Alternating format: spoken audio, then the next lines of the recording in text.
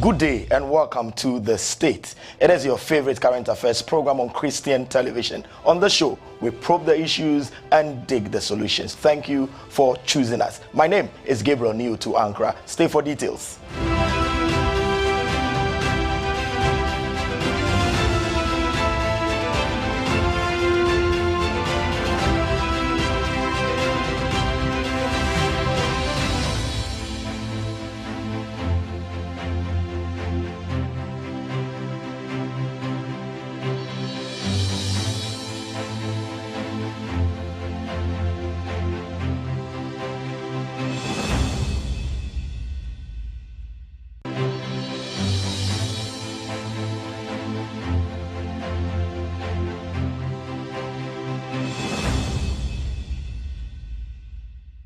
Oh yes, the solution to all your travel needs is here.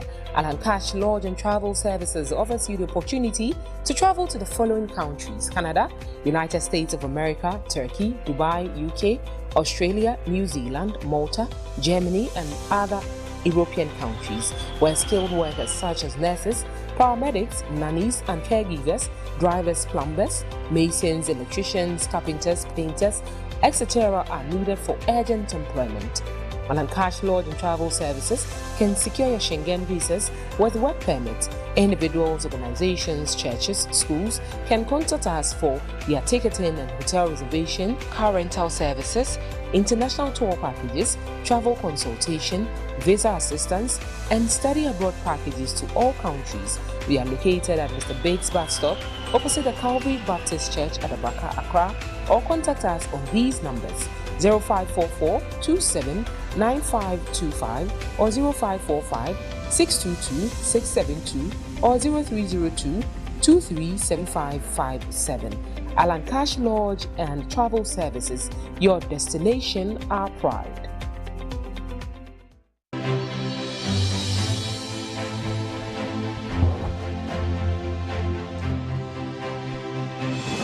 Welcome back. On The State today, it is an interesting conversation, but let us settle for W Breeze. On W Breeze, what we do is to give you a sneak peek into the conversation. What is the subject matter? And we a critical look at the Ghana's energy sector in light of the 2025 budget presented by the Finance Minister, Dr. 𝗟𝗑𝗩𝗘 raised some concerns. So his budget for 2025 on the energy sector raised some concerns, and these concerns were over financial shortfalls. We had a crippling debts and structural inefficiencies, and all these threatening the energy stability and economic growth of the country. Many Ghanaians have decried recent power outages, and rightly so, fear there could be a looming energy crisis. There have been power outages, intermittent ones, and Ghanaians fear there could be energy crisis. Addressing the Parliamentary Committee on Energy, the Minister for Energy and Green Revolution, or you can call it Green Transitions, John Jinapor, Doctor, as we rightly call him now, says that the country or the ministry is racing against time to raise billions of cedis to pay for fuel that are needed to be used in the sector. So we are racing against that, and the supplies have already been made. You know, this fuel comes from Nigeria. The order has been made, and we are racing for time to raise the billions of cedis to pay for that. We're given about 2.6 days that our energy stock could take us. Ghana's energy sector experts have said that the problem is really about finances. So it is under financial strain. With government spending on energy ballooning to almost 20.8 billion in 2024. So government spending on energy has ballooned to 20.8 billion. The Electricity Company of Ghana, ECG, has come under intense public scrutiny. All eyes on ECG, and Ghanaians have expressed frustration over the operations of the ECG. You know, ECG is one of the two distribution agencies, together with NEDCO, that distributes electricity to Ghanaians. But the energy minister has hinted at renewed efforts to involve the private sector. So the private sector will now be brought on board in managing the operations of ECG. And this will ensure a long-term sustainable plan. That is what the energy. Why don't we bring the private sector on board to manage ECG? Because of the myriad of challenges that the distribution company is facing. In the face of regular power outages experienced by Ghanaians and the seeming energy crisis that the nation has to grapple with, we ask that, is there a sustainable way out? We are going to explore some of the answers to Ghana's energy crisis. Stay with me.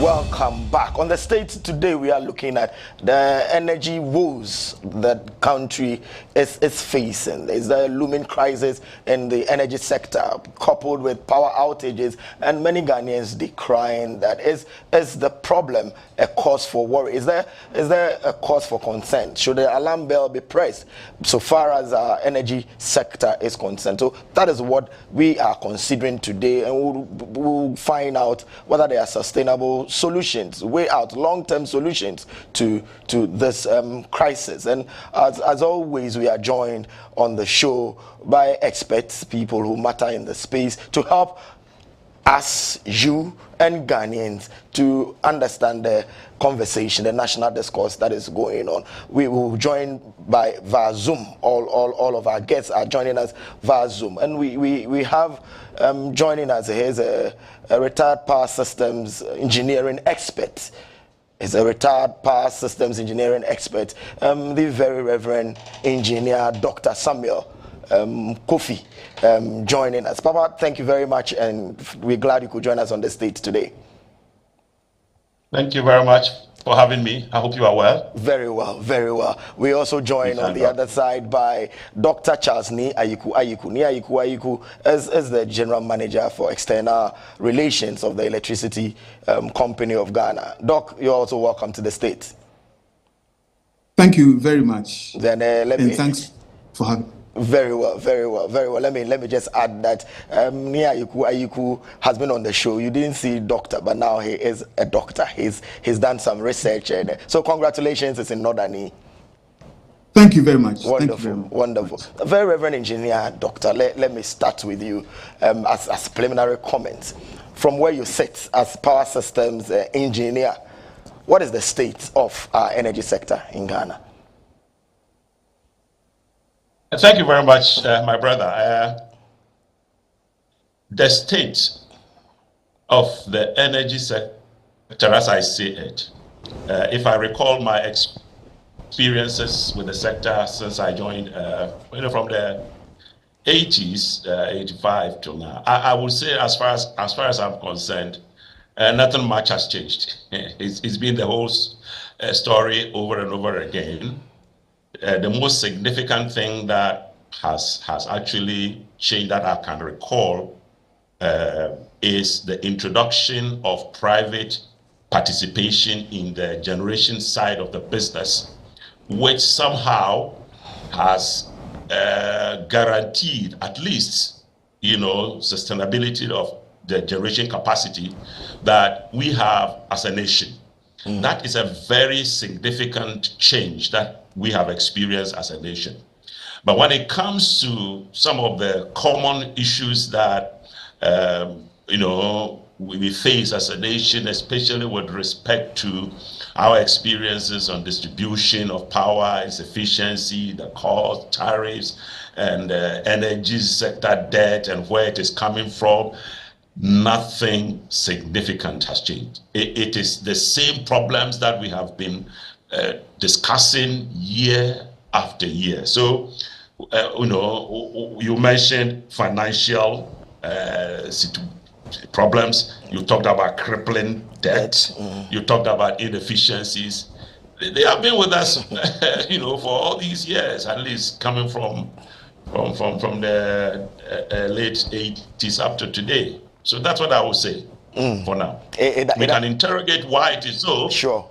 But we'll see the way forward. The way forward is very, very important. Dr. Nii Otu, let me come to you. So there was a heavy downpour in the country, some parts of the country. I don't know whether it was all over. That there were power outages, and especially where I come from. Why did you take our power? Because of rain. Well, that's a very interesting question. Yes, and I always want to maintain that ECG is not excited or amused when there's an outage. Let me put it that way. But circumstances would request that we do that, and there are several of them. Before I come back to talk about yesterday's, I just want to understand that there are reasons why we, should I say, shut or put off lights, or we manage supply to our customers. It could be a planned maintenance or an emergency issue. If it is planned, then it means that probably as a scheduled maintenance, as you do with your vehicles, you know that after certain kilometers, you have to change oil, change plugs, change the filter and all of that. We do the same because we are working with machines. If it is emergency, just as it happened yesterday was an emergency. I mean, there are emergency situations you have no control as a company. When there's a heavy downpour, don't forget that when there's a heavy downpour and it soaks, it can affect the stability of even our billboards and poles. And when a billboard falls on our lines, it will go off. When our systems, when water enters into our systems, there could be an automatic shutdown. So a case like yesterday was a natural issue. I mean, rainstorm, and with advice or alert from NADMO, we requested that we put or isolate power to certain areas, which we did.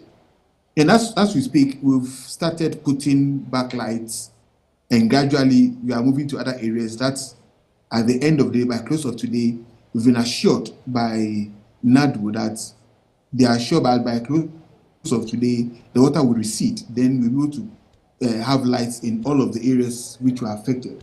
So that is it. But of course, there are other localized faults within our communities where there's a transient tripping of a transformer or a system that calls for our intervention, which we do.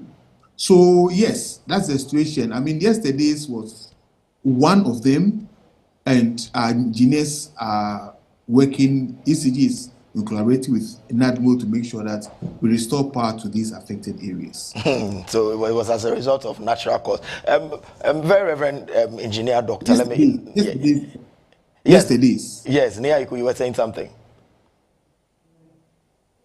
Yeah, I was saying that you were asking about yesterday's, and I'm saying that yesterday was as a result of the downpour, and I'm sure your reporters would have informed you the extent by which the downpour affected some of our customers. Yes, and that stated the lights to go off, or they stated an isolation of power in some of these areas.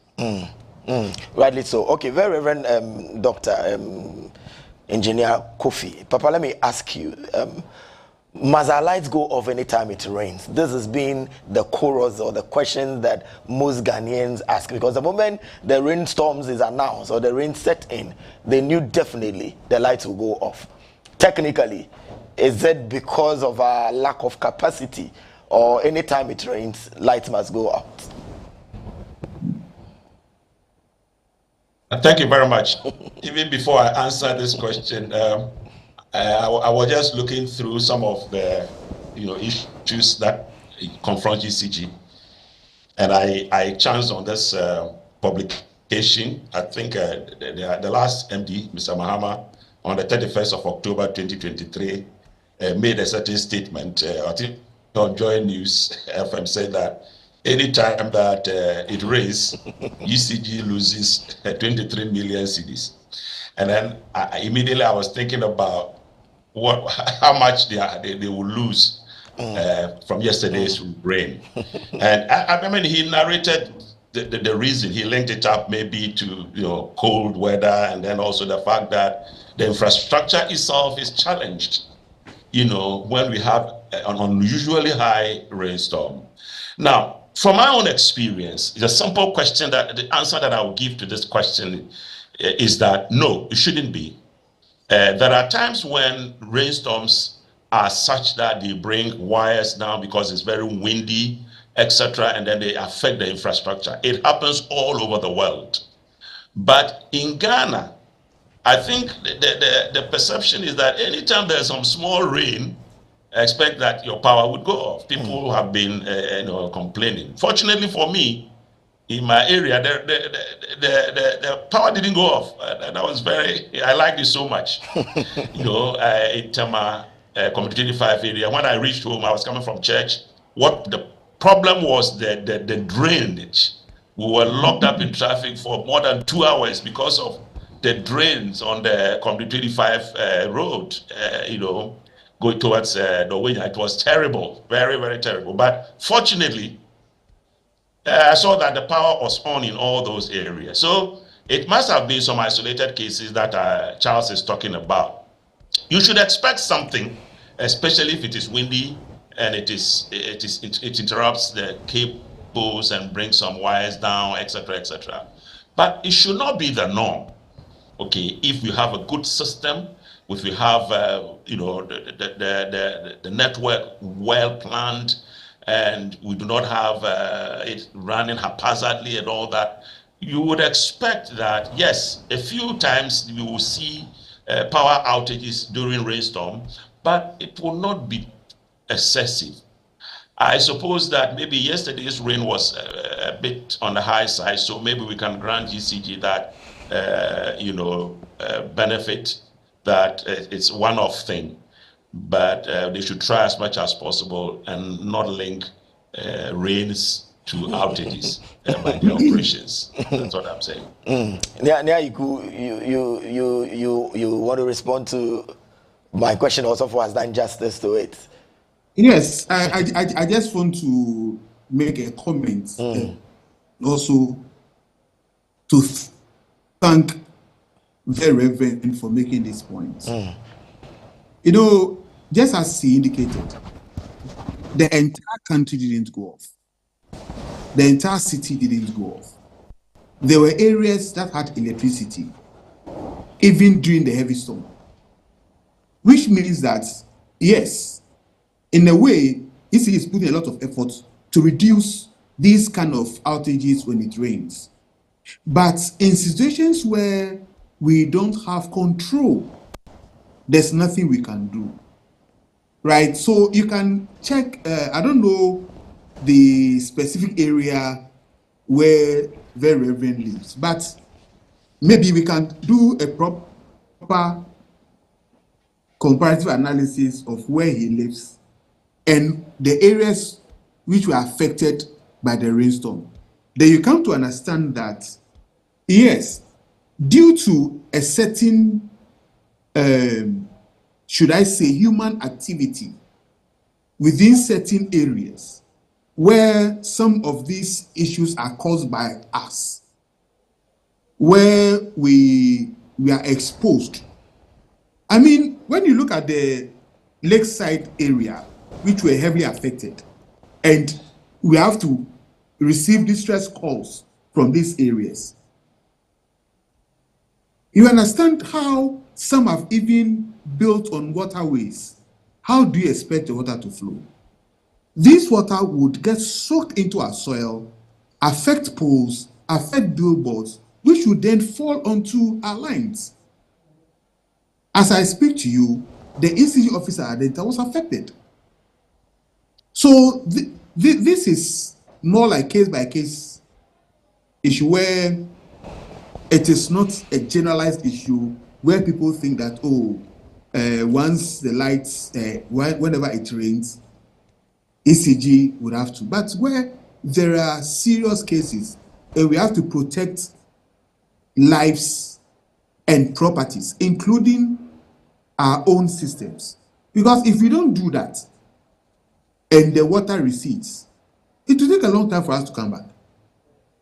So in that case, we have to make sure that we can put these control measures to protect lives. Thank you. Very well, very well. And yeah, you could just before I come to very Reverend Doctor, should I say consumers have had cause to complain about real-time information of outages.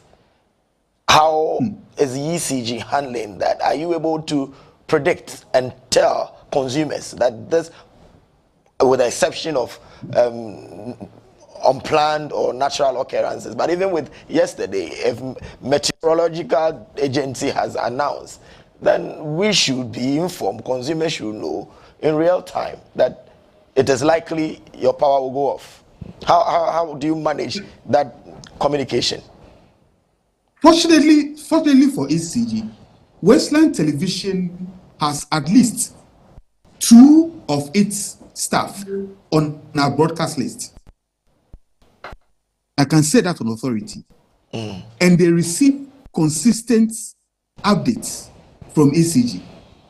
I know Mr. Emmanuel Ashon is on our broadcast list. And I know Adam Agli is on our broadcast list. They are also on our WhatsApp channel. And they know what happens on our channels.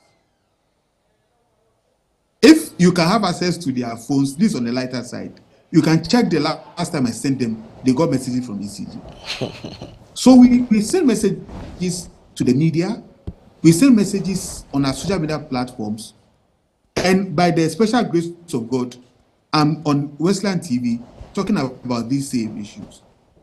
So we are out there. I know sometimes we have to up our game, yes. So we'll do our best. But for now, as we speak, we've explored all channels from TikTok to Facebook to Instagram, our WhatsApp channel, our broadcast list, and all. So yes, we are doing that. And I can say once again that as for Westland TV, you are on our list. So you get every information from ECG, you receive it. Very well. Engineer sir, let me come to you. Let's look at our energy mix as a country. So the thermal, the hydro, and the renewable that we are looking at. The Minister of Energy has said that there's no cause for alarm because we have received 450,000 barrels of light crude from Nigeria over the weekend. And we know light crude, comparatively, it's expensive than gas. What really is our challenge that we are not able to generate enough natural gas that we need to be paying more for crude? Well, thank you very much. When it comes to the generation side of the business, we know that we can either rely on hydro, Akosombo, Mong plants, and or we can also rely on the Abuazi thermal plants there, or some of the facilities in Tema, which are able to, run on liquid fuel, or they are able to run on gas as well. So in trying to generate, we have a combination of all these sources of fuel that we employ to generate the power that we need for the country. Of course, if you generate with water, the cost is different. It's much lower. If you generate with gas, the cost is much, slightly above water, but lower than if you generate with liquid fuels. But you should be able to have all that combination, because water can also fail you. The weather can change, so you have a problem. Now, even gas, because you don't have enough, internally, we have to bring gas from Nigeria. So you open up all your supply channels, you rely on the gas, but that can also fail you. And that is why you also need to have the liquid fuels. And even the liquid fuel, we can have light crude, or we can have diesel oil, firing our plant. So the design of our thermal plants are such that they are dual fired, which is good for reliability. But it is also true that in situations where the lower price fuels like water and gas, for some reason, go on low supply, then you are forced to rely more on the liquid fuels like we have at the moment. And you have nothing to do but to pay higher, or incur higher costs for the generation. So that is the normal business. It is not only in Ghana, it's all over the world. And I thank God that we have that diversity. Because if we didn't have that diversity, then it means that anytime probably you rely only on water, and when there's no water, then you have to shut the power off, or rely only on gas, and when there is no gas, then you have to shut, that kind of thing. So we should be thankful that, our system has been designed so that we have these three sources of fuel. So that is what I would say, that we should see it rather as a plus, that we have been able to set up a system of generation that has this diversified source of energy. And then now we are introducing the green, aspects, the solar. It is already there, but at a very low scale. It is an area also that we need to think about. Solar and wind, all these are sources of energy that when we bring it into an energy mix, would diversify our sources and make our power system more reliable, and at least not too much dependent on one source of energy. So that's what I would say. Of course, the price, like you said, for crude oil is higher than for gas, but it is better than not having that at all. Okay, so that is what I would say. We should keep it going. The real challenges are ahead of us.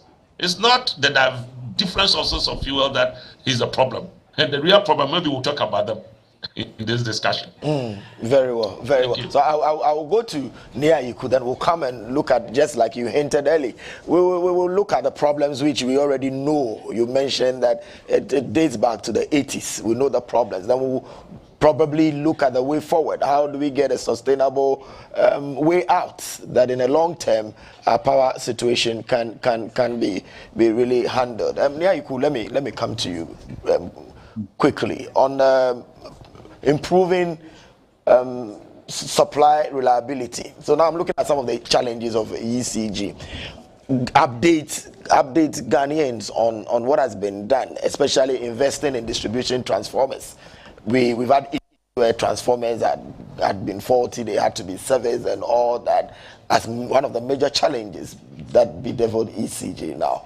What is the state of our distribution transformers?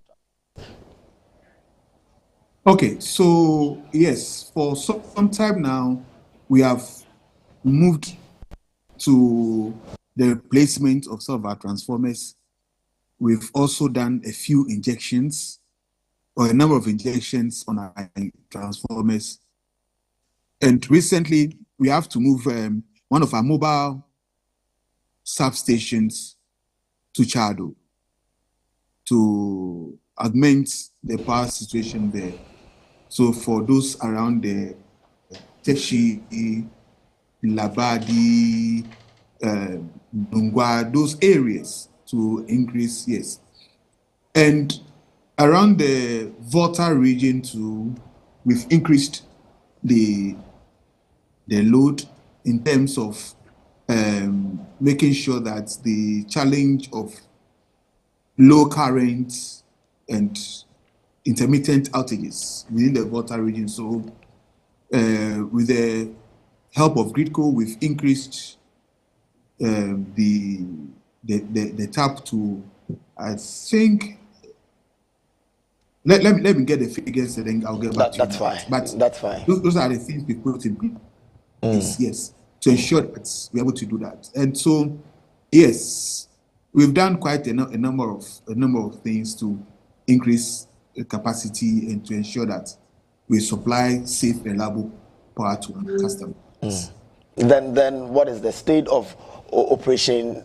Pay the bill and fix the bill that you sought to use to curb power theft. Yeah, so this is a strategy by management to ensure that customers are engaged. We visit their premises, engage them, and make sure that they pay their bills. So yes, it's something that we do occasionally, and we do that. But in the various districts, we are doing that. We are visiting our customers, the NCLTs, the special low tariff customers, and all of these people to make sure that they pay their bills. So we are doing that. Very well. Viewers, if you are just joining us, this is the state, and we are looking at the energy sector, Ghana's energy sector. We're looking at the state, the energy woes, as we call it. Are we seeing or getting ready for a huge energy crisis looming at us, because we've had intermittent power outages in recent years. The experts have explained that what happened yesterday in some parts of the country were as a result of the rainstorm that came heavily, and of course some have testified that they had their lights on. We're looking at that real situation in our energy sector. We've looked at the energy mix, we've looked at the challenges, the technicalities as they are involved. At the end of it, we hope to see if there is a sustainable way out where we can comfortably enjoy our power and go about our normal activities, so that we can have a reliable source and economic growth. And on the conversation, our guests, experts, as they are helping us to appreciate it, is a retired power systems engineering expert, the very Reverend Engineer Dr. Samuel Kofi, gladly helping us to understand and appreciate the conversation. Also, as the General Manager for External Communications at the Electricity Company of Ghana, Dr. 𝗟𝗓𝗓 Nii Otu. These are the guests who have been helping us to appreciate the conversation. If you're just joining us, you have missed, but you have not missed, but because we are still fleshing it out so that you can appreciate what is happening in our energy sector, particularly the power sector. Very Reverend Dr. Engineer, let me come to you, Papa, and then let's find out from you. So the major challenge that is facing our energy sector, we have attributed it to crippling debt. We have attributed it to structural inefficiencies and financial, should I say, rope tying our necks that we need to raise huge sums of money to pay for power. In your view, what really is or are the challenges facing the energy sector? Thank you very much, my brother. Very, very, very good question. And I come to share my thoughts on this based on my experience as working for many years in the power sector, on Volta River Authority, Akosombo, Pong, Abuaze plant, coming to Gridco and rising up all to the top and all that, management level. Now, apart from that, my own research, my doctoral thesis on the sector and what can be done to improve the quality of service delivery. Because at the end of the day, it is the quality of service, that is the bottom line. Let me commend ECG and my brother Charles and his team that they're doing their best in the circumstances. Recently, I read about UCG having procured what we call the mobile transformer units, where they are able to move in to places where there are difficulties and challenges with mobile units and be able to solve their problems and move on and all that. UCG is doing a lot of work. But from where I sit and in my experience and all the things I've seen, we have not been able to hold the bull by the horn. We have been scratching the surface when it comes to the challenges that we have with especially with the distribution sector.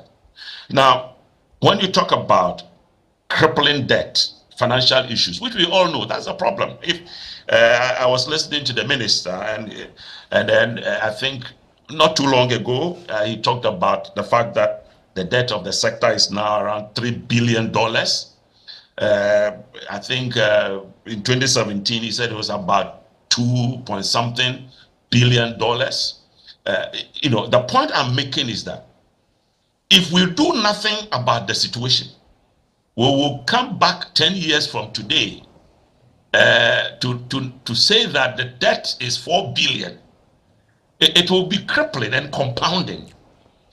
In my view, my humble opinion, there are a few things that we have to do, fundamental things that we have to do. First of all, power sector is a profitable business. In other words, when you generate the power, you don't store it. It's the only business where the market is ready. As soon as you generate, there's somebody there who is going to consume and pay for you. If the person is not ready to consume, you don't generate. So it is a business that must be profitable. Unfortunately, we have a situation where the power supply chain is fraught with so many difficulties, such that over the years, these inefficiencies have compounded, resulting in debt and financial burdens, etc., etc., and making it extremely difficult to catch up with the state where we can say that we are delivering power efficiently to Ghanaians. My view is this: UCG, the government has done enough. It is time for the nation to bring in private capital. And I would explain why. It is described variously: private sector participation, whatever it is. We need to be able to bring in private people who would inject finances. Because look at the money that the minister recently said they needed to go and buy fuel with all that. Where is the money coming from? If we're able to open up the system in such a way that private people will be able to inject finances into the into the sector, then some of the difficulties that Charles talks about, we need to upgrade our lines, we need to be able to upgrade our transformers, we need to introduce technology, bring in innovations, look at our metering. You should be able to have a SCADA system that is able to supervise the whole network and make things a little bit more efficient. That way, we'll be able to recover all the energy, the cost of the energy that we sell. You need investment to be able to do that. Otherwise, you'll be doing catch up and catch up and catch up. That investment will come from a private sector. You need a private sector also to come in to inject some level of discipline and some management efficiency.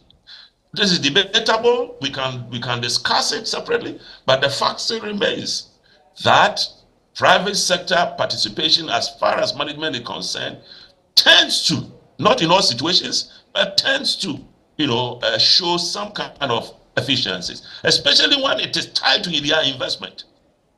And then also be able to get the private sector also to share in the risk. The heaviest risk that UCG is facing is about their losses. And I think now we are talking about 40%. I don't know whether it's 30 to 40%, whatever it is.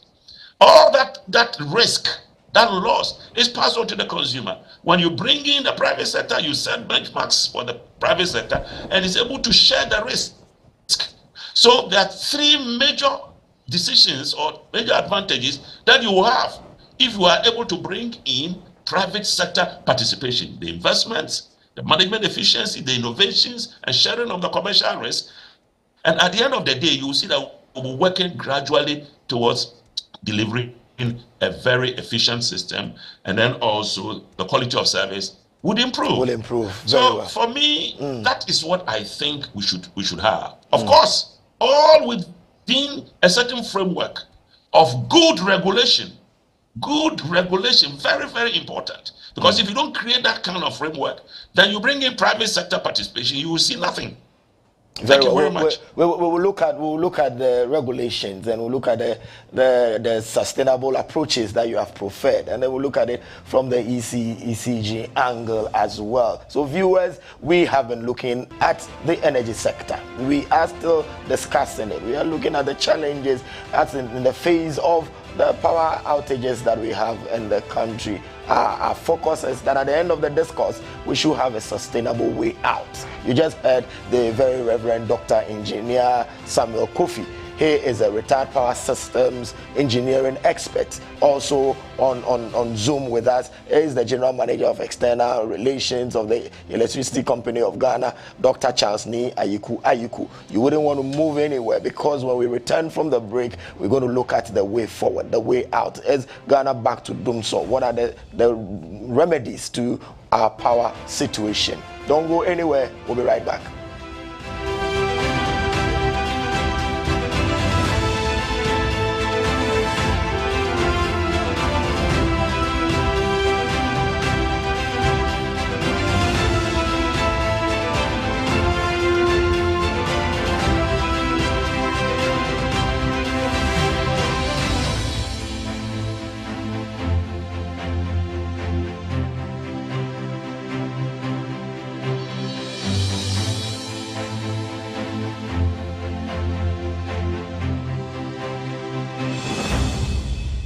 Oh yes, the solution to all your travel needs is here. 𝗟𝗓𝗡 Lodge and Travel Services offers you the opportunity to travel to the following countries: Canada, United States of America, Turkey, Dubai, UK, Australia, New Zealand, Malta, Germany, and other European countries, where skilled workers such as nurses, paramedics, nannies and caregivers, drivers, plumbers, masons, electricians, carpenters, painters, etc. are needed for urgent employment.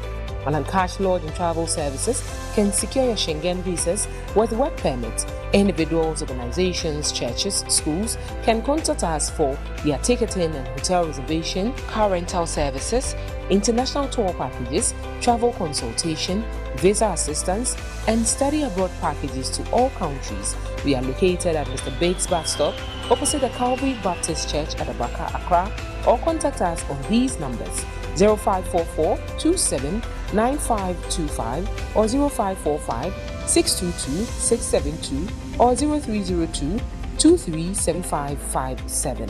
𝗟𝗓𝗡 Lodge and Travel Services, your destination, our pride. Looking for professional office space? We are here to help you out in every way. Available space to let within the building is a total of about 2,500 square meters. We have in place disability-friendly washrooms, male-female washrooms, and kitchenettes with 24/7 water supply. We are providing the best office space for your business, coupled with an on-site clinic and a spacious car park. Reach out to us before your competitors do. Wesley Towers is designed to make you feel safe, offering you the needed luxurious personal space. It comes with affordable pricing package. Please contact for details and inspection on 0503 109 978, 0500 166 304, or 0556 302 880 or 0243 614 423 Wesley Towers, offering you a safe, secured, luxurious office space.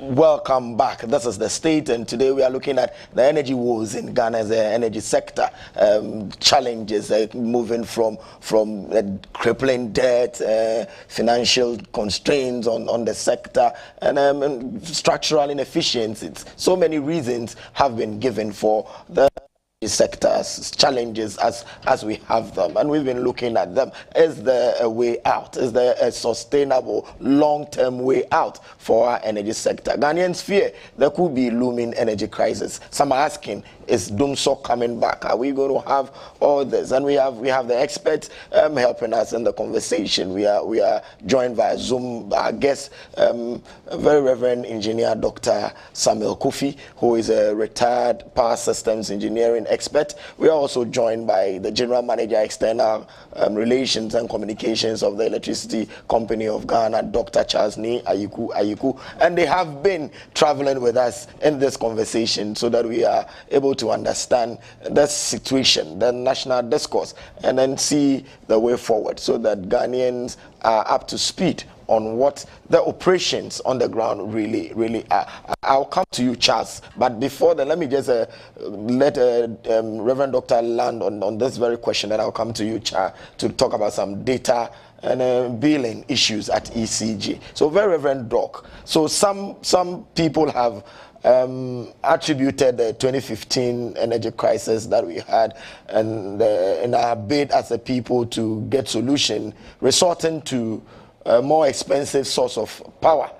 And then they are arguing that once we resorted to that, it is going to continue. That is how come we have to cough billions of cedis to get power. Do you agree with that sentiment, that it was because of that decision to resort to a more expensive source of power? That is why we are where we are.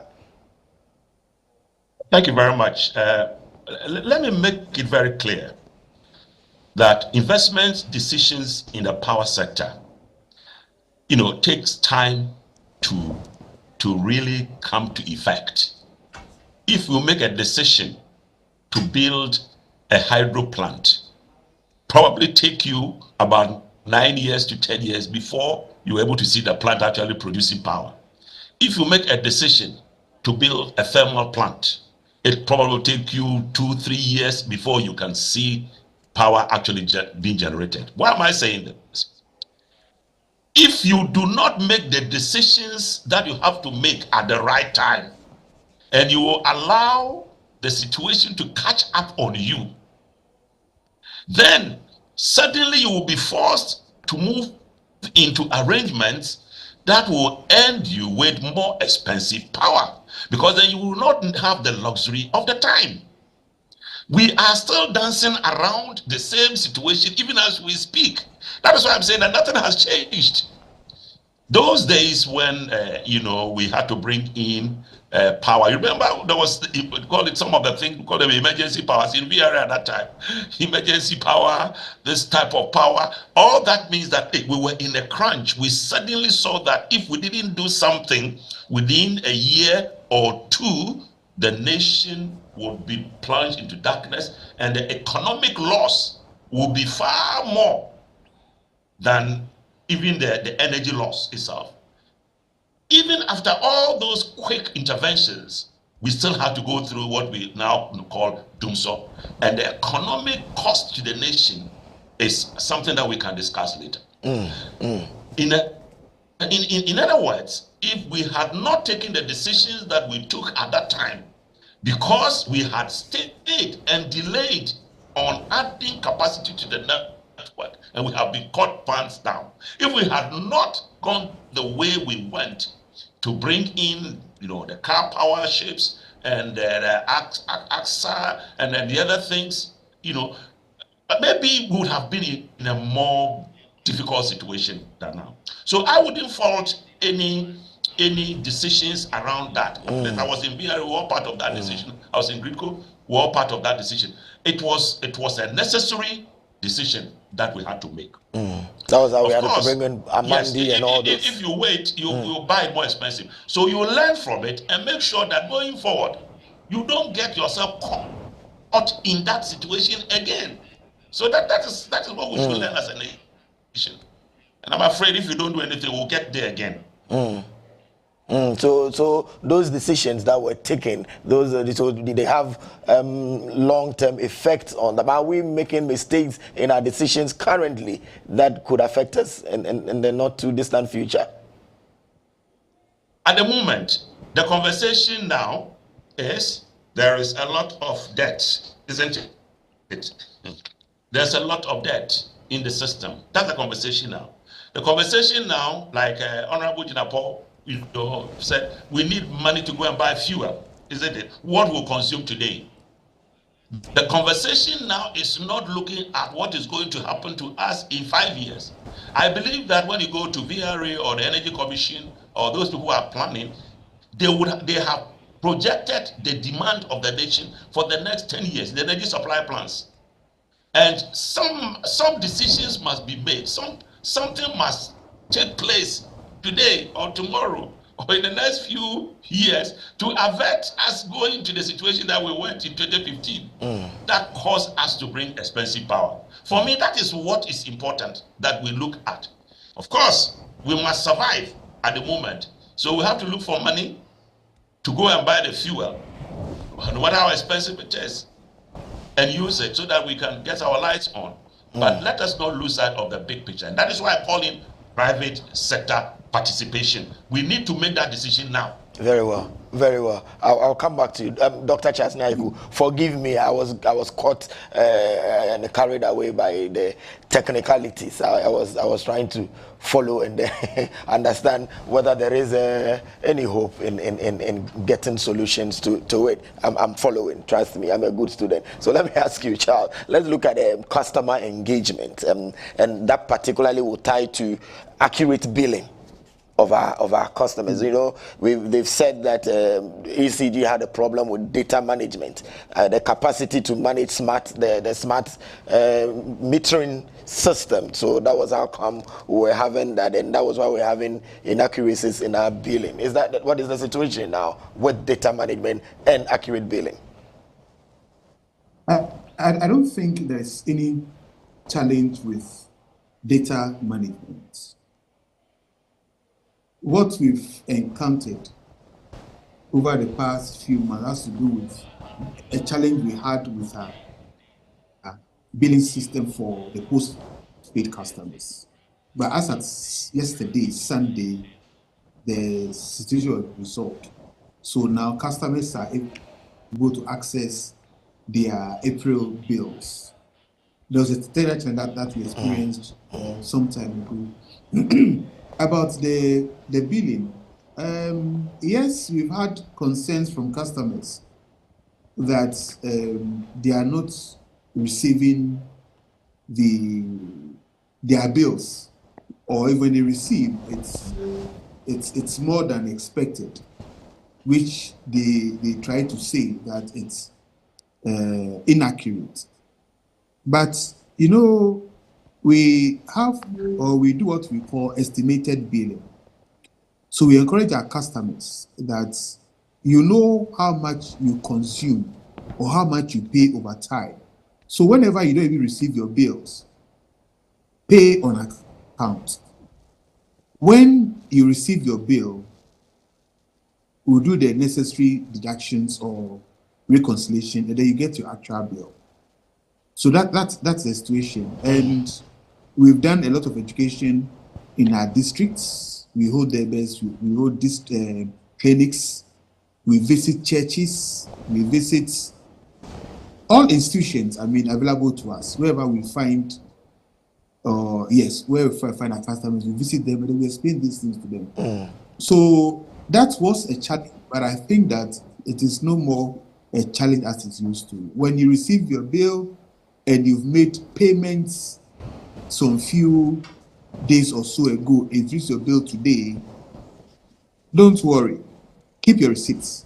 If it's not deducted or there's no reconciliation in the following month, let us know, and that will be correct. Very well, very well, Charles. In a minute. So some consumers have complained that the new meters that have been reinstalled, some of their bills have quadrupled, others have quintupled, others they are running more than Usain Bolt. Are there plans? Would these meters be changed? In fact, this morning I met a customer, and then, usually as part of our work, so in the morning we do some rounds, we visit our customers, engage them on the services we are providing. And one told me that now the new name for our meters, the new meters, is Usain Bolt. Yes. And I thought that Usain Bolt, because we are doing so well, or Usain Bolt as him, I said, oh, their bills are now, as you said, quadrupling and all of that. And I told her that I use the new meter and I watch my consumption. You see, over the past few years, we've used the old meters. And whenever you are using an old, vehicle or old machine, it doesn't perform as supposed to perform. I mean, you'll be surprised that there are some customers who were not receiving, or the meters were not calculating their actual consumption. So they'll be used to pay using 100 Ghana cedis for a month. You'll be surprised. And they have air conditioners, they have deep freezers.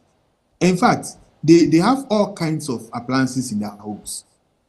And they are paying 100 cedis, 150, 200. And it was affecting our revenue collection. And of course, between 10 to 15 years, meters must be changed. But due to financial issues at ECG, we are not able to do that as often as we are able to, or as we are supposed to.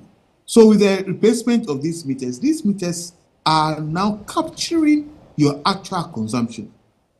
So if you have 3 air conditions in all your 3 rooms, and they are on 24/7, it's going to capture. So Nii Otu, in other words, there are no plans to change them. It's their actual consumption. So that is what they are getting. The other points that I have to make, these meters were not just procured by ECG and then we just went straight to install these meters in the premise of our customers. But it goes through standards authorities calibration. It goes through government systems. So if that's going through and the standards authority have verified, or they've gone to the quality and they've said that this is okay, this is how it's supposed to work. It's not like it's ECG's singular decision. But it goes through a process. Very well. We wish we could delve into this further, but time is just running out on us. Very Reverend Dr. Engineer, your final comments on the discourse, so far as lasting solutions is concerned.